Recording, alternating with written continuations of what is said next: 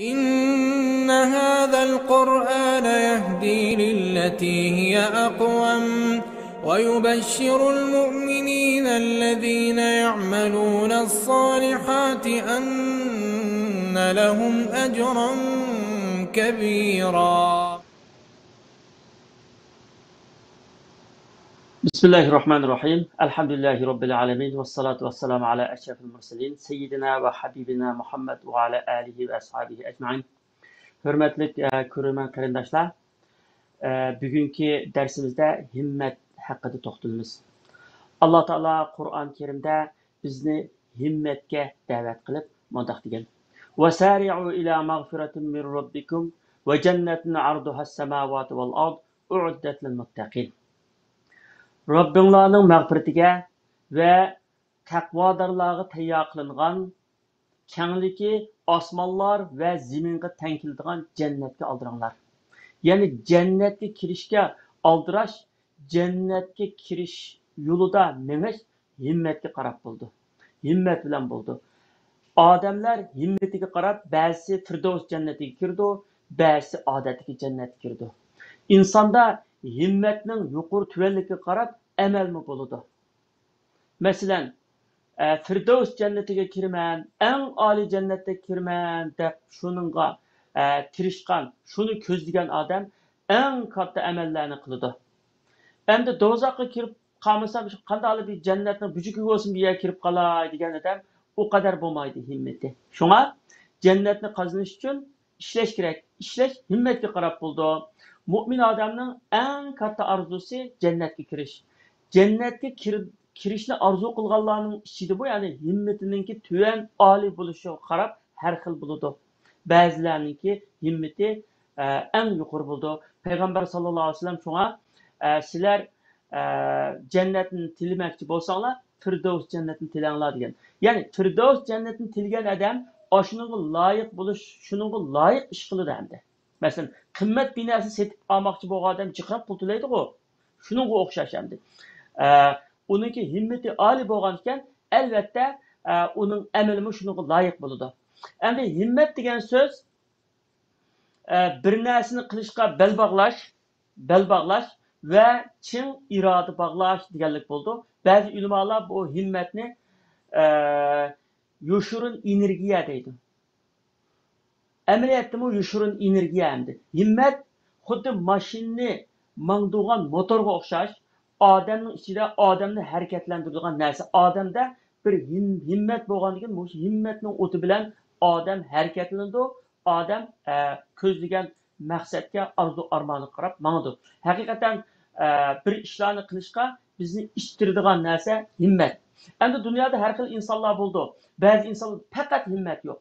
Mesela dünya qanday kelib qolganligi bilan çatıqı yo'q. Yashab o'tish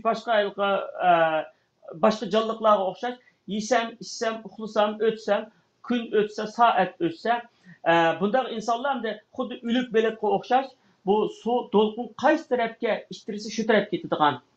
Yoki dengizniki ustidagi ko'pik va axlatlarga o'xshash, suv qaysi tarafga ishtirsa shu tarafga mangadigan, unida hech qanday bir iroda yo'q endi. Bunday insonlar var. Bunday insonlarniki dunyoga kelib zaminga o'zining eg'irligini sog'andan boshqa hech qanday ahamiyati bo'lmaydi. Chunki uniki yo bir vatan millat uchun, yoki bir dini uchun, yoki bir insoniyat uchun hech qanday bir himmat bina qo'shadigan binasi bo'lmaydi. Shunday insonlarning nayiti chiqandi. Ama himmatlik insonlar bor. Himmatlik insonlarning ichida himmat yana har xil bo'ldi. Ba'zi nayit tuvan himmatlik bo'ladi. Ba'zi nayit yuqori himmatlik bo'ladi. Yuqori himmatga Peygamber sallallahu aleyhi ve sellem'nin tarihi bizga nayiti bek yaxshi örnek. Endi tarix shunaqsa deydi, bir ummatni, yani bir millatni başdan ahir bunda ıslah qilib o'zgartirib chiqish uchun uningga bir qancha asr yoki jiq vaqt ketadi deydi. Endi Peygamberimiz sallallahu aleyhi ve sellem 23 yil ichida, yani çeyrek asrga yetmaydigan bir vaqt ichida İslam dinini, butperestlik umumlaşkan bir Arap yerim aralda İslam dinini umumlaştırıp İslam bayrağını o yerge tikledi. Endi bu insanlar tarihinde nadir uçuraydıgan ve birden bir himmetning ulgisi bo'lgan bir ish endi. Bu nereden kelib chiqadi? Alloh taolaning irodasi, yana biri payg'ambar alayhissalomniki qattiq cho'ng himmatlik, nihoyat himmatlik ekanligini. Masalan, Xandak urushi deymiz, Madinaga Yahudilar ishkirdan birlashitganga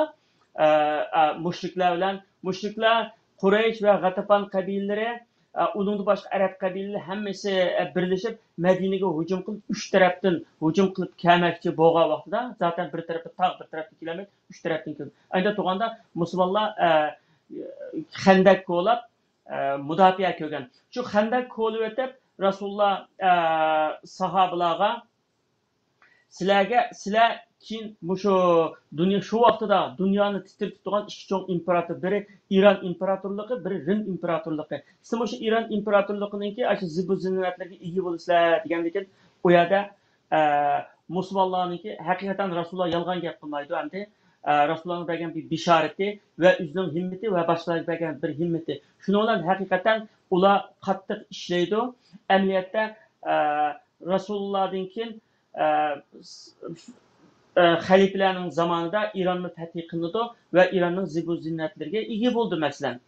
Ya'ni bir kuni Makkadagi musulmonlar ojiz vaqtda, ya'ni Makka islomning dastlabki vaqtlarida Xabbab ibn Arat degan bir sahoba Rasulullohning yoniga kelib, Rasululloh Kabe'ga yo'llanib, g'amkin o'tirayotgan bir vaqtda, "Ey Rasululloh, bu kofirlar bizga shunda zulm silyapti, shunda buzaq qilyapti.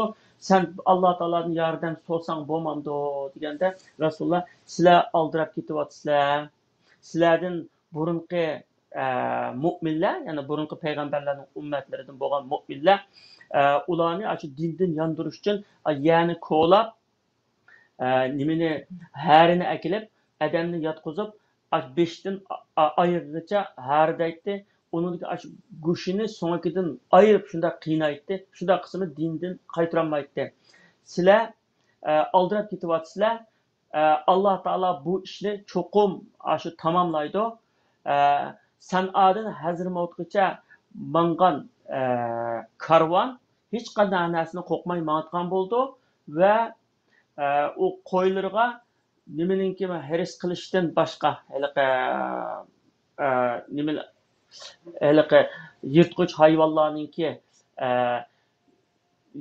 hayvonlarninki uninga hiris qilishdan boshqa hech narsadan qo'rqmay shunda baralaydigan bo'ldi deydi. Demak, shu chog'da endi dunyo aman emas endi.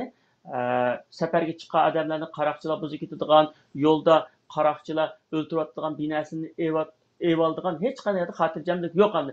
Mushundoq bir xotirjamlik bo'ladi deb bishorat berib, shundoq bo'ldiganga, shundoq qilishga himmat qildi Rasululloh. Amaliyotda shu rost deganda shundoq bo'ladi endi. Masalan, har qanday bir ish endi ikki qatim yoritildi, birisi fikrda, birisi amaliyotda endi.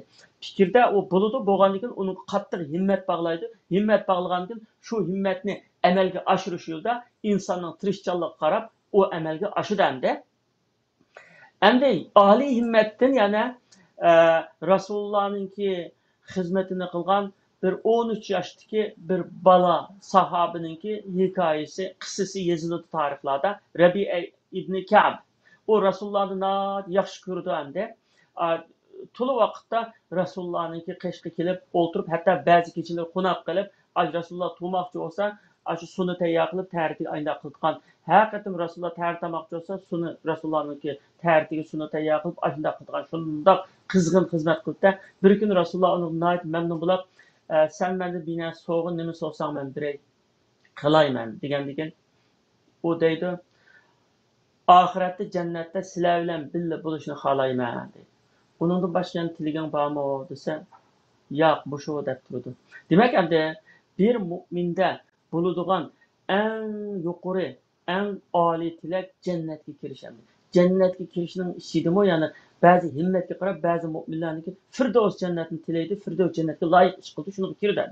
Demak, bu shu sahoba, bola sahoba Rasulullohni shunday yaxshi ko'rganlik uchun oxiratda Rasululloh bilan birga bo'lsam deb shuniga himmat qilib, Rasulullohning xizmati qilib, duosini og'ilib shunday qildi. Qilgandan Rasulullohning amaliyoti shunday duo qildi. Demak, bu himmat ko'ngildagi yeniyotgan bir himmat shu sahabani shunday qildirdi endi. Bunda misollar aytib bakchiq endi. Masalan, bir savdogarning hikoyasi yozildi. Masalan, bir savdogar bolasini ticaret işlerini ügensin, qattiq soğaqni, jafo mushaqqatni ügensin deb 1000 dirhem pulni berib, başqa bir shaharga berib, sen aşağıdan dinasi elib kelib ticaret qilib baqqin deb yo'lga soldim. Yo'lga solgandan keyin bu bola yo'lga chiqdi. Yo'lga chiqib bir yerga ketib boryapsa, bir tulki bir daraxtning tubida, g'o'rin bir tulki daraxtning tubida anda yetib o'tganda, qo'sqa ağaç ingidiyin qaraydi, ayda yetib o'tdi. Shu arada bir shir bir kiyikni qo'g'lab kelib, o kiyik nihoyatda jiq qarshilik ko'rsatib, shirning yuziga to'pi chechib, uni qilib, shunda tirishchanlik ko'rsatib boqayotgan, qo'g'layotgan, cho'glab yurib, eng oxiri o kiyikni tutib yeytgan. Yeb, yerimini yeb, uni qapqab ketgan. Ketgandan keyin avu ho'rin tulki berib, uni yeydi ekan. Uni yeb, undan keyin bidam huzurlanib, daraxtning tuyiga berib o'tirib, bidam turib, yana tapini kelib, yana yeb aynda qilgan ekan. Bu bola yo'ldan qaytib, uyga qaytib borgan. Qaytib borganda, "Men seni bu safarga yo'lga sepib qopdim, bu kech bo'lmay qaytib kelsan-go" degan. "Dada, men bir falsafani o'rgandim. Nima ish qilma jabot tortib, shunda jabot tortib, unda qilg'icha ochliqqa hech kim o'ylab qolmayotgan. Yo'lda bir tulkini ko'rdim. O tulki ochliqda o'tirib ekan. Bir nima shir kelib bir kiyikni yedi. Uning ishib qolganini buni yeyish uchun shir natijiq jabot tortib qo'lga keltirdi. Biroq u jabot tortmaydi kelib, ani yeb, uni o'xshash g'izolandi. Nimishqa jabot tortdingiz? Men shu tulkidan o'rgandim. Hayotning eng qisqa yo'lini o'rganib keldim degandan keyin dadasi aytgan. Men seni haliqi ho'rin qo'rqinchoq tulki bo'lsin demayman. Hayotda shir bo'lsin deyman. Shirdek oldiga chiqsin deyman. Seni kasal bo'lib doktorning qishiga borsin demayman. Doktorni kasalni davolagan doktor bo'lsin. Va seni o'quvchi emas, o'qituvchi muallim bo'lsin. Seni qul xizmatchi emas, xo'jayin bo'lsin. Seni boshqaruvchi emas, boshqaruvchi bo'lsin. Ya'ni oldida tursin deyman. Men bu shundoq bir himmat bo'lsa, shuning bilan sen haqiqiy aziz yashay olaysan deb dars berdi ekanda. Shuningga o'xshash hamda Misrninki Asyut degan Sudan chegarasiga yaqinlaydi, yiroq bir yerda masalan. Aşağıdan bir adam balasını Azhar bilimgahiga avatadigan, avati u balasi yerda o'qib kelib, o'zininki mahallasi kelib, shu masjidda xatib qilib, bir kuni nihoyatda bak ta'sirli bir xutbani o'qigandan keyin bu odam o'tirib yig'lab ketgan. Yig'lab ketgandan keyin kishilar buni hayajonlanib, "Shuni yig'layapsiz" degandan keyin, "Yo'q, men o'tgan umrimga yig'layapman. Men bu odam, bu balamni odam meni. Men tek odam bo'lmayapman. Bunda o'qisam, bunda bo'ldi ekan, balamni avatibdim, o'qib kelib, menimda xatib bo'ldi. Men nimishqa o'qimayman ekan" deb, u odam xili yashinib qag'ili, ya'ni 30 yoshdan o'tgan odam ekan, eshigiga minib 13 kunda Qohiraga borgan. Qohiraga berib, Azharni izlayman deb, Azhar deyishni bilmaydi. Azg'ar deyotganda, Azg'ar nada deb so'rashib so'rgandan keyin kishilar bu Azg'ar degan gap tushunmaymiz degan, bunda bilim o'qitgan odamlarni tarbiyalayotgan bilim bir qo'yadigan. "Ha, Azhar deb atamsiz, ha, aşağı apirib ketgan." Shundan keyin shu odam shu yerda o'qib, bir qancha yil o'qib, qattiq zo'r himmat bilan kelib o'qib, keyin Azharning shayxlaridan birisi bo'lib atildi ekan, shayxlardan birisi bo'ldi. Shayxul Azhar degan Misrda ministr darajalik hamda, ayda cho'ng bir unvon hamda, shuningga yetib chiqdi ekanda, hamda shu o'zining himmati bilan yeshininki xilichiq o'tib ketganiga qaramay o'qib hamda. Uningdan boshqa bir kuni Azharda, Azhar masjidida burungi zamonda tok bo'lmagandan keyin hamda akşamları şu fanuslarla nimalarga yağlarni quyib ayda namoz vaqtida sada yandırıb o'chirib qitgan ishqa maxsus bir adamlarni tutdi ekanda. Şada Xolid degan bir balni shu ishga tutuqli ekan. U Xolid bir kuni shada biraz vaqtcha uxlab ketdi. O ulamolar, kattalar, Shayxul Azharmi ba ashular endi şu masjidni ziyorat qilg'ilimi bir ishga ketdi. Kelgandan keyin uxlayotgandan keyin birisi qop onani qop, "Ey Shayxul Azhar, onani qop" deb onda aytgan. Degandan keyin bu meni bu masxir qilib, men bir ishchi tursam uyda dedi deb bo'lib, "Sening ayda deganingga men bir Shayxul Azhar bo'lmayman" deb shu çağdan başlap o çıraklıkni taşlap, çırakqa yoqib taşlap. Azharga kelib o'qiyotgan, o'qib keyin Xolidul Azhari deb Shayxul Azharlarning ichida o'rin elig'liq masalan. Bir ichidagi bir o't, bir himmat bilan hamda. Endi aeroplanni ijod qilganlarningki, buniki aeroplanni ijod qilishning fikrini o'tirib qo'ygani hamda Abbas Fernandes degan arab hamda uningdan keyin o 800-yil hamda fikrini o'tirib qo'ygan. Amaliyotda bu aeroplanni uchirib amalga chiqargani 1870-yildagi ishgan hamda shu chog'da Warble Wright, Orville Wright degan ikki bola, birisi 7 yosh, birisi 5 yosh, onasidan ayrilib qolgan kichik. Dadisi Milton Wright degan odam padich ekan. Shu pada veqiyotganda qushlarniki uchib ketganiga qarab, balla dadisining suratga bu qushlar nega bordi desa, yuqori ufuqlarga bordi degandan mening onam boyag baramdi deganki odam o'ylamasdi, ha bordi degandan bizmi onamizni bak seg'indik, bizmi aşağıya boramiz, aşağıya berishni arzulaymiz shunda deyotgan. Shunda deb shuning kallasiga bir narsa kirib olganda bu qushlar uchib borgandan keyin menmi aşı qanotimiz o'rnida biz mayda uchadigan bir narsa yasab aşağıya boramiz degan niyat bilan izlanib uni qilib boqgan, buni eng oxiri shu uchadigan aeroplanni yasalgandi. Shuni amaliyotda yasaganlarniki, ijodkorlarniki shu ikki qarindosh Warble Wright bilan Orville Wright ikkisi masalan. Bu amaliyotda bir amaliyot bo'lgan voqea hamda. Endi shunday oliy himmat hamda insonni ko'zga ilmagan bir insonlarnimi, odatdagi kichik bir insonlarnimi shu oliy himmat shuncha cho'ngaytiryotidi, shunchalik hamda yuqori ufuqlarga anda ko'taraydi ekan hamda. Buningki tarixda bu deb kelsa qissalar intayin chiq hamda bu to'g'rida. Şu anda oliy himmatni hosil qilish har qanday bir musulmonga, har qanday insonga shunday muhim, ammo musulmon mu'minga nihoyat muhim hamda. İnsanlar shu himmatiga qarab hamda daraja qozonadi. Dunyo va oxiratda qozonadiganlarga shu himmatiga qarab bo'ladi ekan hamda. Ammo masalan bir ishni niyat qilgan odamning hammasi maqsadga yetolmaydi. Niyat qilganlik bilan shu himmat bo'lsa, shu himmat xuddi mashinaning motorini o'taldirib haydiganga o'xshash, shuni ittirganga o'xshash insonni shunga ittirgan. Shunga himmat nihoyat oliy bo'lish kerak ekan.